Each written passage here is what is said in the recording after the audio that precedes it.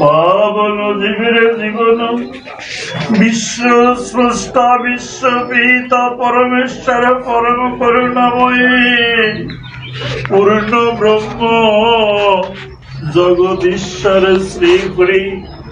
হে জগৎ মাতা শান্তি, আমরা সকলে তব শ্রী চরণ যুগলে করজোরে নত শিরে কায় মনোবাক্যে প্রার্থনা করছি। আমরা অজ্ঞান অধম পাপী, তোমার ভজন সাধন, তোমার নাম গুণগান কীর্তন স্তব স্তুতি যথাযথ ভাবে করতে পারি না ও জানি না। এই জগতে আমার মতো পতিত আর কেহ নাই। তুমি আমাকে নিজ গুণে করুণা করে কৃপা করে তোমার চরণ তলে দিও ঠাই। হে দয়াময় শ্রী হরি চাঁদ, তোমার কাছে আমার আকুল প্রার্থনা, আজকের এই শুভ দিনে, শুভ ক্ষণে, শুভ তিথি ও লগনে তোমার এই মাটি ভাঙ্গা অতুল নগরবাসী তোমার এই সার্বজনীন মন্দিরে প্রতি বৎসরের ন্যায় বৎসর মহোৎসবের আয়োজন করিয়াছি। তাই এই মহোৎসব উপলক্ষে তোমার শ্রী চরণ কমল সম্বল ভরসা করিয়া আমরা এই মঙ্গল ঘট শান্তি হরি যুগল মূর্তি স্থাপন করিলাম। তুমি নিজ গুণে করুণা করে ওরাকান্দি থেকে এসে এই ঘটে পটে অবস্থান করো। এখানে থেকে তোমার ভক্তদের তুমি কল্যাণ মঙ্গল করো। সবার মনোবাঞ্ছা তুমি পূরণ করো।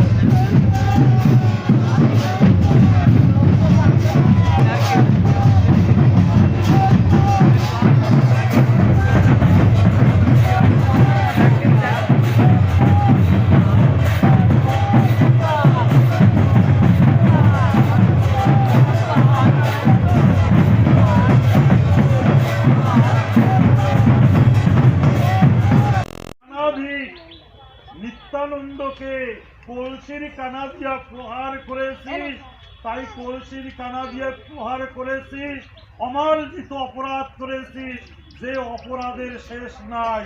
যদি কেউ আমার বক্ষে আঘাত করে, কেননা যখন আমি সপ্ত যুগে বিয়োগ সাগরে ছিলাম, যখন ভৃগুমুনি আমার বক্ষে পদঘাত করেছিল, তখন আমি হাসি মুখে তাহা বরণ করে দিয়েছিলাম। কিন্তু এই জাতির জন্য ভাবতে ভাবতে তার যে শক্তি ছিল, সেই সেই ঈশ্বরত্ব শক্তি, তিনি কিন্তু সেটা করে যদি তিনি চলতেন, তাহলেও কিন্তু কোনো কিছুর প্রয়োজন ছিল না। তিনি কিন্তু বলেছিলেন, এই অধপতিত নিষ্পেষিত বলেছিলেন, তার যে সে ঐশ্বরিক শক্তি ছিল, তিনি একটি ঘটনার মধ্যেই বলতে হয়। ঠাকুর একবার গোপালগঞ্জে এসেছিলেন। যখন গোপালগঞ্জে গিয়েছিলেন, কেন এসেছিলেন? সেখানে সিএস মিট এবং ডিক সাহেব তিনি আসবেন নিয়ে ওরাকান্দি থেকে সেই গোপালগঞ্জে এসে নৌকা জেগে উপস্থিত হলেন। বিচরণকে বলছে বিচরণ কিন্তু সেই বিচরণ পাগল, তিনি কিন্তু সে নৌকার পাইয়ে পেয়ে নিয়ে যাচ্ছিল গুরুচাঁদ ঠাকুরকে, আরো ভক্তবৃন্দ ছিল।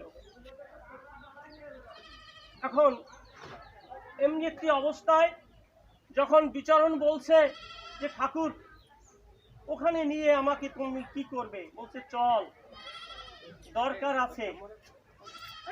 ঠাকুর তাকে নিয়ে গেল এবং সে নৌকা বেয়ে বিচরণ পাগল তাকে নিয়ে গেল। সমস্ত যুগে যুগে কিন্তু আমার অবতার পুরুষরা এসেছেন, কিন্তু এই নিচু জাতির জন্য তাদের সেই ব্রাহ্মণ্যবাদীর জাতাকলে নিষ্পেষিত হয়ে তারা কিন্তু কেউ এই অধপতিত নিষ্পেষিত নির্যাতিত জাতির জন্য অনেক সময় ইচ্ছা থাকলেও সেটা করতে পারেননি। এবার আমার ঠাকুর সেটা বুঝতে পেরে, আমার হরিচাঁদ ঠাকুর এবার সেই সত্রিশ জাতিকে, হিন্দু মুসলমান বৌদ্ধ খ্রিস্টান যত ধর্ম বর্ণের লোক ছিল সবাইকে নিয়ে এবার ওরাকান্দিতে একটি মহামিলন মেলা তিনি দেখায় গিয়েছেন, তিনি লীলা খেলা করে গিয়েছেন এবং গুরুচাঁদ ঠাকুরকে দিয়ে তার অসমাপ্ত কাজ তিনি এই জগতের মাঝে তিনি প্রচার করে গেলেন। আজকের শুধু আমাদের এই বাংলাদেশে নয়, আজকের বিশ্বের 33-34টি দেশের মধ্যে আমার ওই হরিচাঁদ গুরুচাঁদের মন্দির সেখানে রয়েছে। আজকের আমি আসলে এই আলোচনা